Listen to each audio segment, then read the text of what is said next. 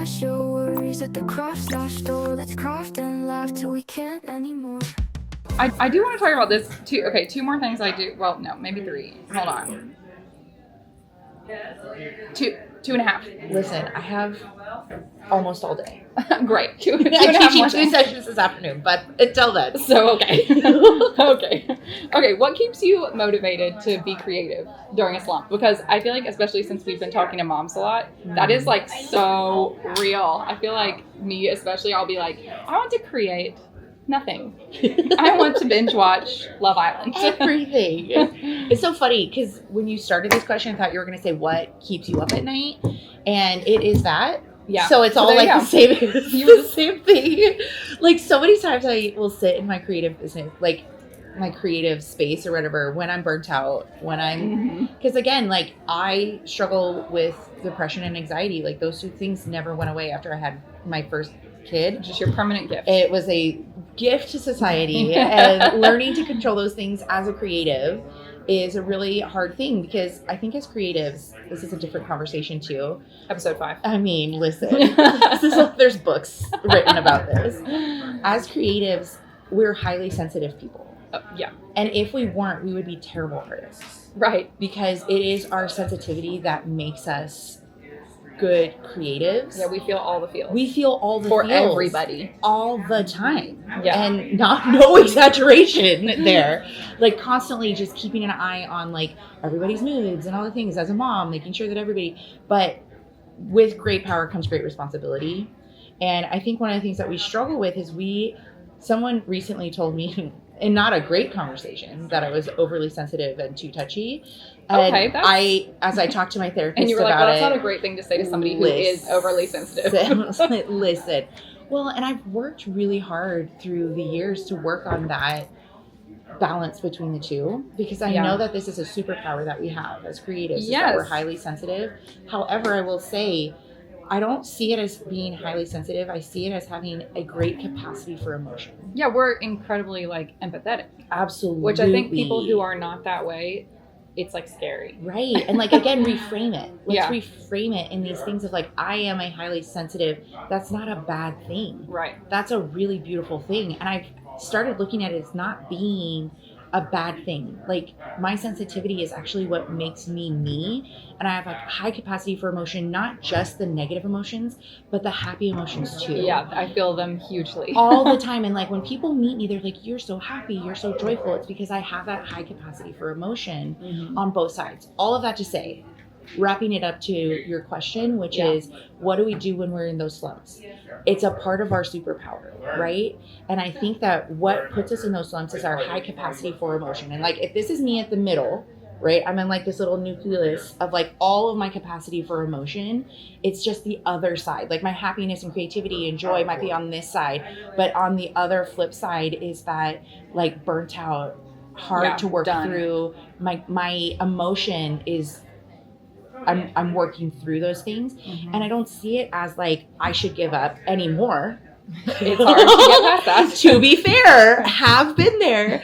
And what keeps me up at night, sometimes I just think, was this all just a hyperfixation? Like, I've had this exact thought. Like, and what if I just decide tomorrow I don't want to do it anymore? I have had these exact thoughts. All the time. And I just see it now as like, it's a part of the process. Yeah. Like it is oftentimes when you're going through difficult things, and I feel like maybe, and sometimes it's around the same time of year, I think, oh my gosh, I'm a fraud. Nobody likes me. All of this sucks. I have nothing to offer the world. Like all of the it's like welcome to February. The lies that are talking in behind me. Welcome to February. Yeah. Oftentimes it's like the end of the summer for me, or like, you know, weird. Yeah. January is a really hard one. January's tough. And it's also for lots of factors. But when I have those times, like I know that it might just be me starting a new season. Yeah. So like this whole thing isn't a huge hyperfixation. It's kind of like, what are these seasons in my business, in my life that I can now, when I start to feel that, someone described it to me this way. And she was like, I was telling her like, I'm really struggling with being burnt out and feeling unoriginal and just feeling like I have nothing to offer the world. And she kind of thought about it. She goes, it sounds to me like a lobster before he's about to shed his skin. Yeah. And that it gets really difficult and uncomfortable. But until he sheds that skin, he can't grow the new one. I mean, yeah. Listen, am I a lobster? You're like, lobster sticker incoming. I mean, shedding your skin, and that's a part of the process. Yeah. And if we think about in nature in all the different ways, like the cocoon being the butterfly, the lobster shedding its skin. I'm sure snakes shed their skin. It's not pleasant. But if we think about it as part of the process into something new, when you feel that discomfort, start thinking about, okay, what's coming next? I love that. And I see it every single time. I see it every single time I have that part in my business. Like, okay, I'm starting to feel that way. What's the new thing that I'm going to be able to do? And it's like, I get a new hyperfixation or I get something else. So seeing it as something new, but then also going back to the places that you feel the most creative. Mm-hmm. And for me, it's always been, I will cry. I will cry. Because I'm a highly sensitive personality. It was always for me, alone with my iPad when no one else was around, me drawing, me dreaming up those things, me having those, like all of my designs, the best ones have come from that part when I am alone. And it started with, here it is. It started with me nursing my son in the middle of the night. And this made me cry. Right? Because it all started there of like, that's where I found my creativity. And I visit those places again. And I think of, you know, and when you're in those places and you go back to where you were, you think about where it started, then you can have that big picture of like, oh my gosh, it has been 5 years of me drawing on my iPad in the middle of the night, coming up with those creative things. My son is almost 5 years old. Like I'm almost at the place and I can look and see all of those places that I've come and all of those times that I've come through that difficult time, come through that in creativity. Yeah. New word. New sticker. In creativity. Of the new things happening, new things in my business, new flowers blooming, new places. But look at how many places that I've gone. And I look at like 2 years ago, Craftcation, my first Craftcation, hadn't done my market, hadn't done anything, to now teaching at the next one, getting clients, like helping people with their websites, helping them with their branding, to being on a panel with Emily McDowell, to now being here, starting my like wholesale licensing journey and going through like now I have all these products. I went from having 6 stickers to now over 100 SKUs, which again now in my mind I'm like, which is still not a lot. I'm still working on it. You're a one-woman show. I'm a one-woman show. Like, I wish I had a team of designers, but I do not. So it is just me. But you have so many of you. Yeah. And I think sometimes you can be tempted to be like, I'm not doing everything that I want to do my business. I'm not doing everything because I'm a mom of young children. It's really hard. It's a really hard time. But then I look and be like, but look at how much you've done. Right. We have to be kind to ourselves. Be kind to yourself and celebrate those small wins. Yeah. Look back on like a year ago. Could you even imagine being in the spot that you're in today? And I think it's really important to keep track of those goals so that you can come back to that time when you're feeling uninspired, when you're feeling like a fraud or unoriginal or whatever it is for you. And it's something different for everyone. Yeah. And to see all of those things and to see how far you've come, to celebrate those wins and then to just keep moving forward. I love it. Wrap it up in a nutshell. I know. I feel like, okay, now this is the for real wrap up question. And then at the very end, I have like some little fun ones. Oh, yay. But they'll be quick ones. But let's bring it back to Wildwind Lane. So like, tell us what's next for Wildwind Lane. Tell us where we can find you. Tell everybody here how they can connect with you. And I feel like we're going to have a lot of people who are like, well, now I want to start a business. So tell about how they can reach out to you. Yes, please. I'm at Wildwind Lane on Instagram. That's probably the best way to get in touch with me. And your Instagram is so cute. Thank you so much. I love it. And I am hopefully going to be pivoting to that conversation because this has been on my heart for a really long time of finding that time as moms to put in that work into our business that we're growing. Yeah. And then how do we do that? Like, what are some of the ways that we can do it? And like, some of it comes naturally, some of it's different for everybody, but to find those pockets of time and to I want to start sharing that more on my Instagram. So we should talk about that. Oh my gosh, can we please? Yes. As I launch my product planner, my productivity planner. We can talk about that. I can help you there. So Wildwind Lane is where you can find me. I do have a website, wildwindlane.com. That is another way to get in touch with me. My design services are on there as well. If you're looking for a website or branding or any of those things, so you just want to get in touch and hang out, like I'm always open to that. Talk about mom life. Let's talk about mom life because it's hard. It's hard. And I think it's fun. And here's the thing too, is so many people try to give me advice in my business, but if it's not from a mom. I know, then you're like, well, you don't really get it. And I don't mean that in a mean way. Like, No. obviously there are amazing, gorgeous women I have quoted in this conversation who don't have children. That's not a part of their life.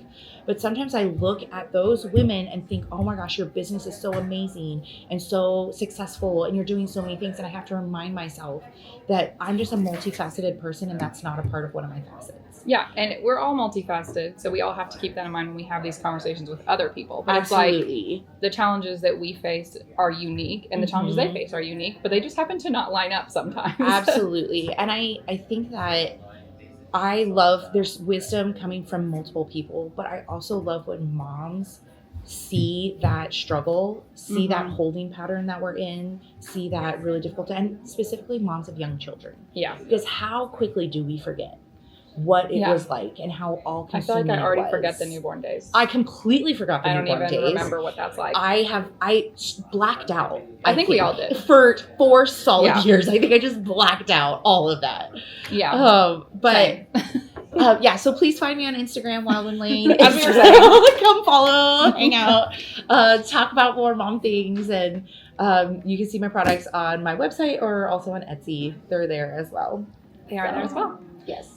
Are you ready for some fun I'm questions? so excited for these fun questions. Okay. I've built them up. Perfect. I hope they're actually fun. I mean, they will be. They're just like silly. We'll make them fun. I already think I know the answer to this because I know what you get into. Gosh. But what is your favorite crafting tool that you could never live without? Oh my gosh, you know what I'm gonna say, Yep. right? I hope. Well, what if it's the different thing? Should we say it at the same time? Okay, Say the okay. same thing. If we say the wrong thing, we're done. We're done. Okay, 1, 2, 3. Apple Cricket. pencil. Oh, gosh, I knew that was gonna happen. I didn't realize that Apple Pencil counted. I knew this was gonna happen. Okay, let's do it again. Okay, 1, 2, 3. Apple Pencil. I did that on purpose.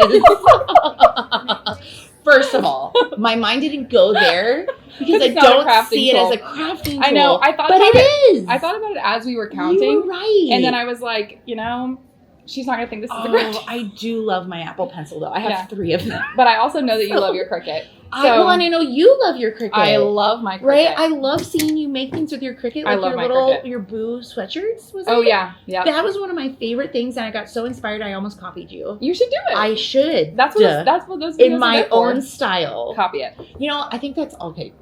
I don't want to go down this rabbit trail. It's fine. But that was another thing that I wish away. I could tell myself early in my career is to be inspired by people and make it your own. And be okay And with don't that. be afraid of knocking them off because you're going to knock them off badly anyway and make it your own. So that's another it's thing. like, I think like, especially, well, we can, episode 6. Okay. I think the thing is like, as long as you are making it your own, it's totally fine to draw inspiration from other people, especially if you're just starting out. That's what Like, they what teach else are you going to do? Yes, that's what You're they not teach going you. to reinvent the wheel, or you're not going to come up with some new thing that no one's ever thought of before. Someone said it really great to me last night. They were like, first of all, if you're copying someone's going to end up copying you, and that Totally. person you copied probably copied somebody else because nothing really is truly original.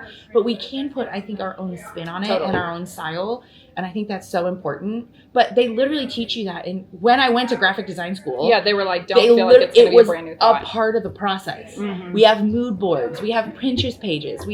It was literally a part of every single project, and they ingrain it in you. Part of the process is getting inspired. Yeah. Because if Totally. we think like we just have to pull an idea out of absolute thin air, it's not going to work. And it's easier to be inspired because then your ideas will come to the surface when you're seeing other people's ideas.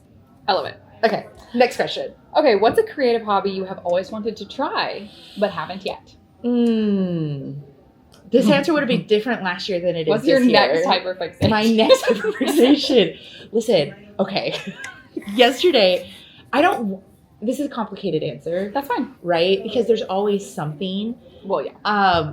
And I tried this at Craftcation. This is one of the reasons I love Craftcation. It's because you can try out your hyperfixation. I'm trying out mine right now. before. I made this. That was mine last year. Sewing. It was last year I wanted to sew. Yeah. And I went from never having sewn anything to now it's because this is who I am as a person. What do you make?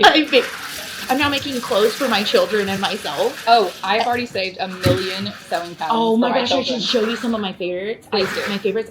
We went to Disney World last year, and I made both of my children. You're speaking my language. I made my son this gorgeous. I was so proud of it. I loved the fabric. It was like a Disney retro 90s print of Mickey and like the Memphis pattern and I love like this. records and I love like this. this really fun pattern. I made him a collared shirt for him to use on the airplane, and like I just love it so much. That's my current hyperfixation. So I think like getting better at sewing Is like part of it, and I have made like stuffed animals and like Oh yeah, we have to talk. bags, and it's We need so to- we incredibly need to talk fun. about this. The one that I did this time though was jewelry wire wrapping with Gloria. I don't know anything about And this. she has like these little seed bead spinners, and you put the bead in there, and it like goes up on the wire, and then you wrap it around, and you do like one bead at a time. And I was like, this might be my new hyperfixation, but I also feel the weight of jewelry making. It's a heavy weight.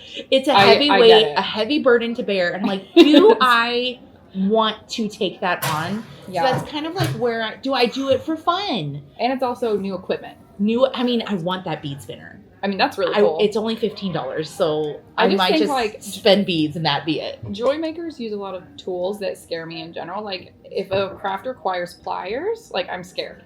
And I have the pliers. Because I did that at another Craftcation. We made polymer clay jewelry. I remember that. That was 2 years ago. That was 2 years ago. I remember. And I almost went to that session. Bought all the things, but then didn't make anything from it. Yeah. But I have all the supplies. Yeah. So I should just do it. So I think this is I like this. jewelry making, and I literally, as I'm wrapping, I'm like, Wildman Line jewelry? Like, is this We going to could do be this. a new thing? And then my fingers got really tired and And callous. you're like, I was like, nope, I'm good. that enough. I'm good. Thank you. So that didn't answer your question. No, it did. But it likes piquing my interest, you know? I get that. I mean, it's sewing right now for me. Yeah. I just started, and it's also needle pointing for me. Ooh, I was in my embroidery era. And I really love embroidery and I do needle too. pointing and like all of that.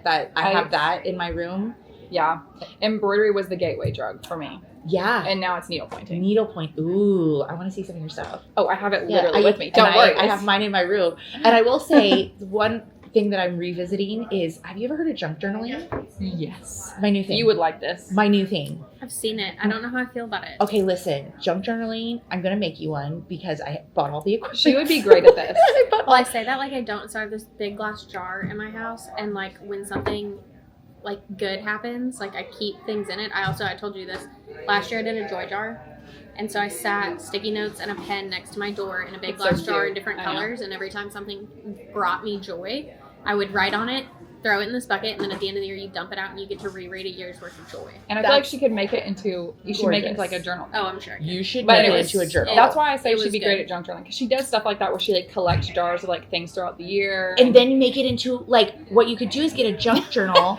This is the thing I love about junk journals. Okay, I learned about this at another conference. We went and made the junk journal. I'm like, yes. Like, the idea clicks. You know, you're like, yes, this is totally a thing. And it's all upcycled pages. I love it. So, and the class that I took, there was, like, Braille periodicals. So, like, there was literally, like, tactile things about this journal. That's and, like, cool. old library pages and old vintage books that were going to be thrown away. And, like, things that were going to go in the trash. Like, periodicals that, like, no one's ever going to Right. like, She's like giving them new life. read again. She's giving new life. So all these pages are from different things, and like from shopping bags, like the paper bags. And she got a binding machine and punched them all out, and then used the covers from Old Reader's Digest. Have you seen these? No. They're gorgeous. Like they were all hard covers of like vintage 1960s, Oh, she 70s, uses that 80s. to be like the. She punches it, and then she spiral binds all of them together to have a junk journal of upcycled materials. Like, everything has been upcycled. Did you see the board game ones in there? No. Yes, I love that's my friend those. Jenny Lunabus. I love it. Crafty Earth Monkey. Everybody go check her out. It's very cool. But she cut- uses vintage, and she has a junk journal in there too. And she used We'll have to go look. a She vintage cut- bingo card. Well, she cut like a sari board Yes, and she made it will. into book covers. She- It was really cool. She did and will whatever you want. Just kidding. I'm just like, You're like, she's probably gonna hear this and I'm be her like, hype whoa. woman. Whoa. I am her extroverted wing woman, is what I call her. She calls me. That's crazy. Actually, It's like I am a her It's like- extroverted wing woman. But she does have a junk journal in there too. But then, like, these pages have been upcycled. They're not pristine. They're not new. Yeah, And but now you don't feel that guilt of like, I'm destroying this. I'm destroying this. What if I do it badly? And so what I've started to do as a mom is I will take, like sometimes we have like little pictures or like Yes. like brochures from the museum that we went to, or we went to Oklahoma Museum recently because my parents live out there now. We I went was to the like, that's cowboy. quite I know a- it's very that's quite random. a journey from LA. It's very random. Just for the museum. We went to the Cowboy Museum and they had this little game for kids That's where they cute. could look up like different words, and at the end they would get a sticker, and like Yeah. I kept everything, and now I put it in my junk journal as a way to remind Aww. me of that little like time that we had together. And then I I love got that. an Ivy Canon printer. Have you heard of these? I want one so bad. I will show you mine. It's literally in my bag right now. Please do. But you can print off. It's a thermal printer that Yeah, prints have you in seen color. I have the Polaroid one though. And then This- do you? It's at home. But the Ivy, every single paper is a sticker. See, I've seen those. Yes. Those are cool. So then I've been printing out these little things. It's, on the go. I can bring it with me. Oh, I need And then I this. have these pictures. I'll show you my junk journal because I have it here. Yeah, please do. And so I'm now like coloring the pages because I want to make it beautiful. And I'm using acrylic markers to like kind of, and it's not scrapbooking because I never wanted that to be part of my journey, which is fine. I just like, it seemed like too much for me. Yeah, But junk same. journal just feels like I'm saving these things. Yeah. And there's no pressure. There's no Scrapbooking pressure. is a lot of pressure. So I get it. Scrapbooking feels like a lot of pressure, and I know there are people who are so good at it. And I feel like junk journaling, you don't have to be good at it, and You that's don't. why I did it. I So love like that. if things are no pressure, then I'm going to do them. So that's the answer to the question. And there you A go. roundabout way We made it there. to get there. Okay, give some last words to people watching this who want to start a crafty business. Well, we've already said it, to just do it. And I've spoken to so many women over the years, and just seeing that pull inside of them and that spark.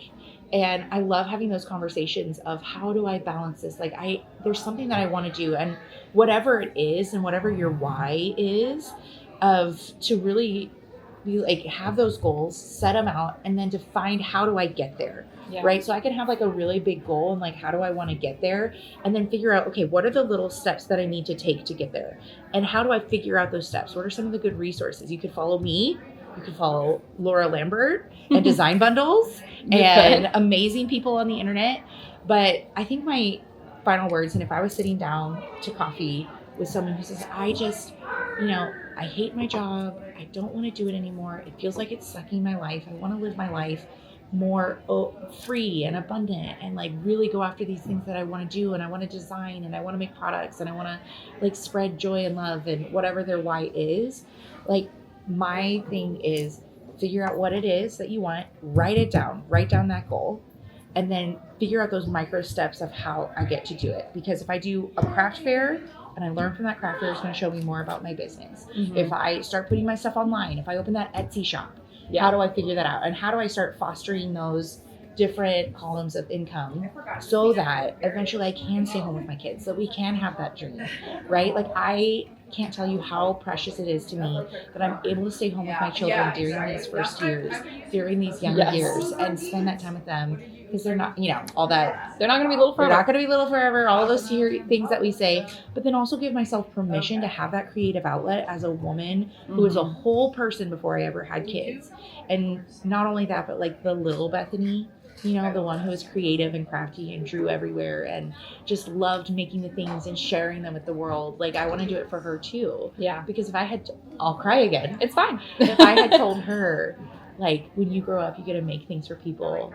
Like, she'd be like, you can do that? That's Like, a job? That's something you can do, and like, people will like it, and it'll make like. So I would say, look at your goal, see where you've come from, and then just do one step at a time.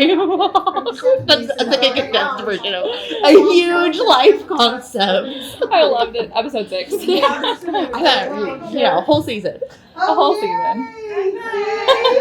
We're at a craft conference. It is what it is. Okay. Thank you, Bethany. Thank you so much, Laura. This was lovely. Let's go talk about our crafting hobbies now. Let's craft and laugh till we can't anymore.